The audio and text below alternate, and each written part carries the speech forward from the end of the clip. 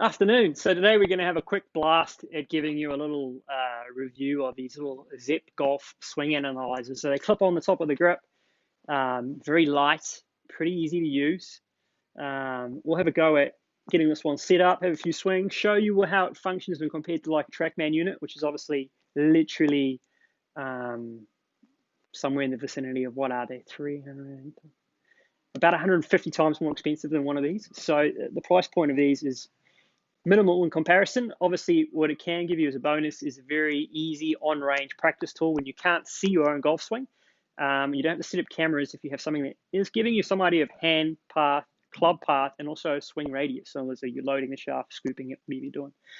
So let's have a little play with this. Address the ball and stand still for 3 seconds. 3, 2, 1. Calibration is done. Cool, so get it calibrated, very good. So now it's good to go. It wasn't too painful. We'll get back out of here. Cool, very nice. Let's go and have a few swings, eh? 7 iron. I think she's good to go. Now let's see what it says, right? All right.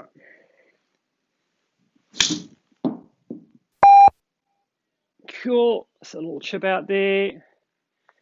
Pretty good, but too straight for me, that shot. But little swing. So obviously here in the studio we have multiple camera angles with multiple feeds, but generally when you're out playing, practicing golf, you don't have all that privilege. So let's just have a look at what it's producing compared to what like different camera views are. So we'll keep using this. Obviously I put a little play through here.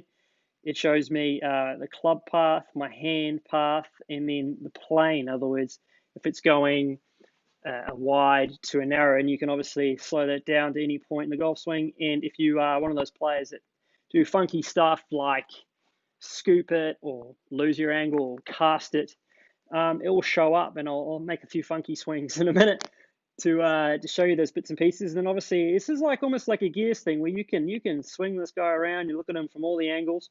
Obviously this unit has no idea where my body is in space. So it has a model of a good player. Even if you have a horrendous swing, it's still going to show the body in a very good impact position, which is obviously a little false. But for the little image that it is, it's pretty cool that you can swing it around. You can say you go down the line a little bit, and you can, let's get down the line, Andy, how's about that? Yeah, somewhere around there, and you can kind of see if your golf swing's going on a good plane in the backswing, if you're shallow or you steepen, or what's going on at what point. So obviously that same swing will swing back to face on, and we'll see what it looks like. So obviously in the video it's looking like backswing looks like that. Obviously it has no again idea, but it's basically saying it's going there and then shallowing.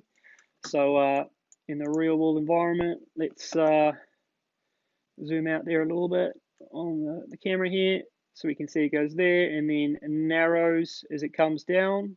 Can't even see the club. You can see the club, so there's definitely a narrowing occurring, so it's pretty good in that department. And then obviously from down plane, let's get just that little bit there, Andy. Oh, look at that, from the roof, it's pretty cool. And then let's get it a little bit down. So obviously you can tell from a player who's coming out, probably best to actually have a couple over the top swings. But from down the line, let's zoom that out a little bit, Gurns.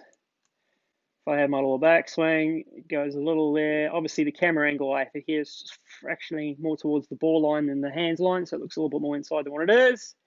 And then the club kind of where they are, pretty similar, back and down and through. And then that obviously creates an image here of that exact club without having to have a video camera running. And obviously you can see your hand plane, which at that time was a bit too good for me, and the club plane, you can see what stuff's going on there. So it's pretty cool. Other bits of data it collects, say club speed. Now, I found with this one, like most things, Trackman's very harsh on club speed, or perhaps really realistic. This is giving me 88 mile an hour, and Mr. Trackman's given me 85.5 mile an hour. I'd obviously get a tend to probably lean towards the Trackman numbers because they're unfortunately more brutally honest. So I mean, if I swing one really quick, so let's hit one really hard, I assume we'll probably see that same consistency of the Zepp thing giving me a little bit more speed than probably what I have.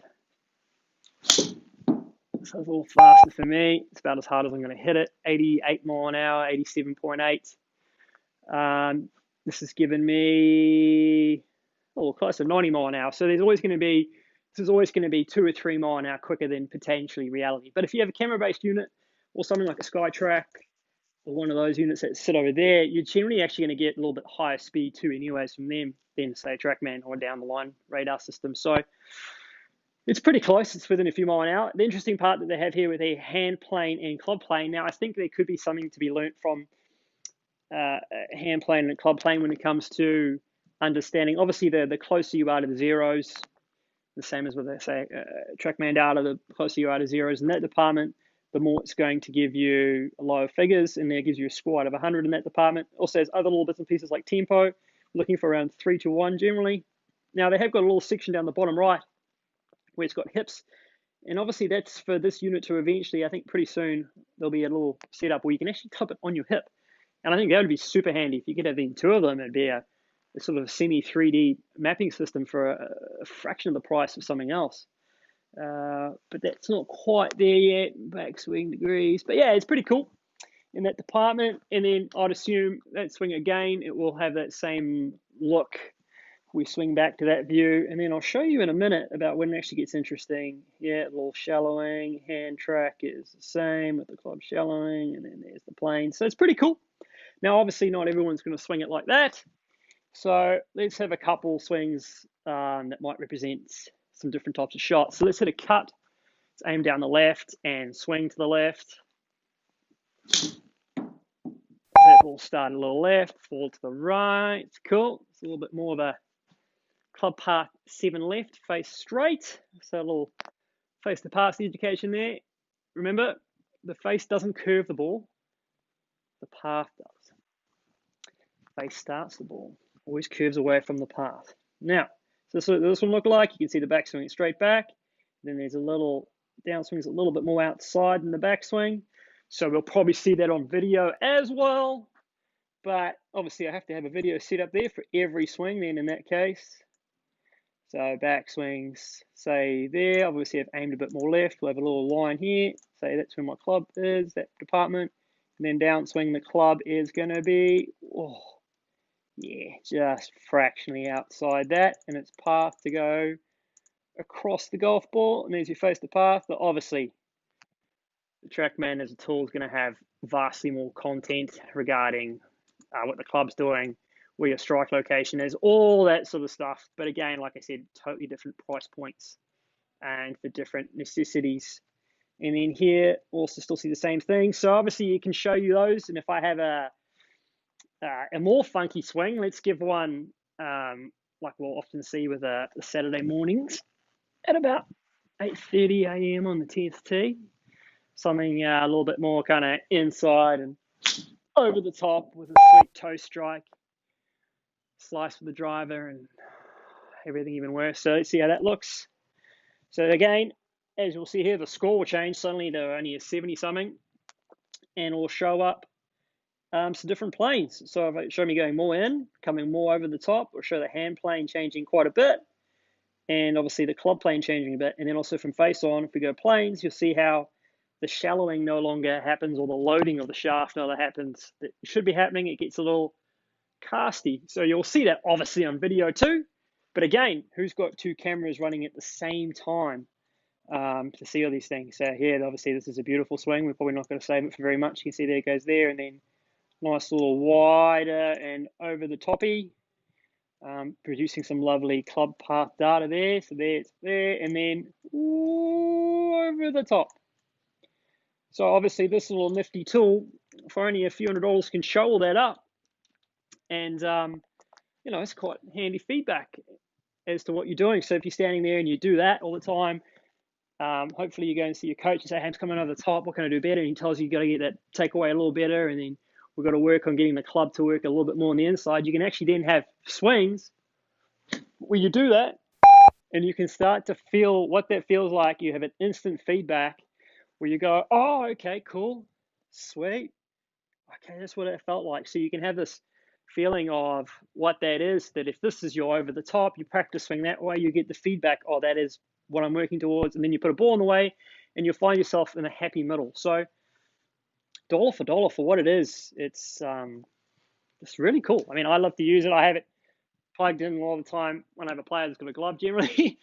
It's only catch, like I said earlier. I have a big TV in the corner there. I'll plug it in, and it's just, obviously, the video is great, but it's one of those things you have that instant feedback as to what's going on all the time.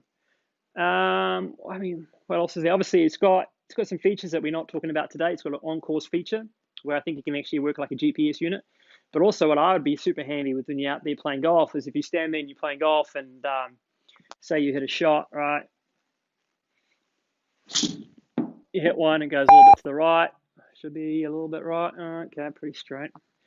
Then you can go ahead and say, okay, man, I hit that one that way. Oh, that felt pretty good. And you'll be able to look on your phone. You don't necessarily have to take your tablet out there when you're playing. And you can see, you know, what did I do well that time? You'll be like, oh, man, okay, sweet. So my swing looked like that. Got a good score, 95. Okay, very special.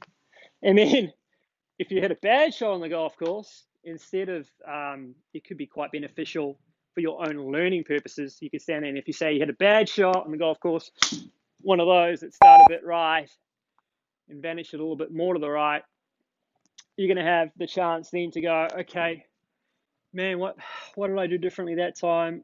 You notice the score's a little different, and you might see the plane's gone a little bit different in some way, shape, or form. Obviously, it's not showing face there, and the main reason that ball went to the right was the face was open. But it's still, you can see how that looked different to the previous swing in many regards, as far as the planes work. So you can start to see what you're doing differently to hit a good shot and a bad shot at different points in time. And then obviously, like I said, the GPS part of it's pretty cool. So if we cruise back to the main menu, it's got course mode, which just talk about swing analysis, which you can actually add a camera to it and you can overlay the camera. And then also your other feature there is this little instant evaluation in which you can hit a few shots and it can tell you what you're doing with your few shots. And it can give you some ideas of whether you could do something better or worse. It's got a few linked videos, I think, from Rick Smith that he tells you to try some different things here and there, which is pretty cool. And all in all, it's just a great little device for someone that's going down the range and they want to see what they're doing with their swing, but haven't got the necessities or the tools to set up cameras over here or over here. There's people in the way, there's traffic everywhere. Whereas you can just have something just chilling out right down there in front of you. Super easy to get going. Again, like I said, it's a training aid you can actually physically hit balls with. And, you know, obviously the golf ball will tell you quite a bit about what's going on with your swing.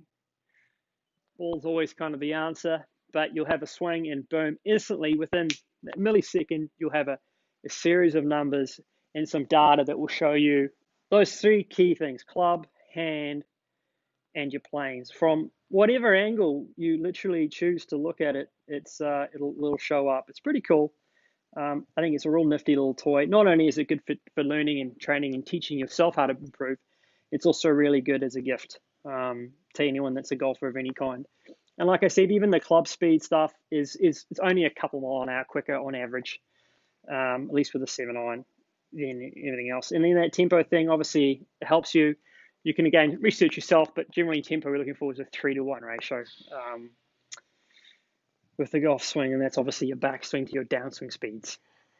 So obviously if your tempo is out in one of those ways, it can actually dramatically increase your club speed too if you match your tempo up. But that's another whole story. It's another whole video.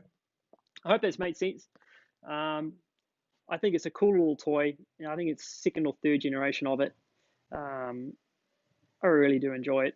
Super simple to use. I particularly like how easy it is to set up and get going. When it comes to the data and stuff, like I said, it's one of the few tools I've seen that you can actually adjust. Let's open that up. Andrew Gurney. Can I adjust it? It's one of those few tools you can actually go ahead and adjust, say, the grip position where you have it when you're setting it up. You can tell it where your grip normally is. So it actually has a pretty good idea of club and hand plane from that, whereas some of the toys that before we've stuck in the top of the grip, they don't really know all that well. They sometimes very easy to misalign in relation to the face, whereas this at least is working from, if that's your hand there, where's your hand going, what's going on. So I think it's pretty cool. It's pretty easy to use. It's very affordable. And yeah, I'm more than happy to recommend it for anyone looking to learn about their own golf swing, looking to practice a bit and make it a constructive practice session, which is what it's all about. You know what I mean? Wasting your own time. Or a coach who's out there and he wants to have another tool to show a player, hey, look, this is what we're working on. This is why.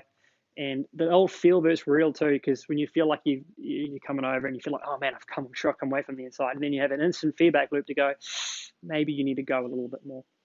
All right. Hope that makes sense. Yeah, I think it's pretty cool, nifty, and it's certainly a product I am more than happy to recommend, I'll say. Oh, sneaky right. Oh no, coming home. Beautiful. All right, cool. Thanks for your time. Have a great day.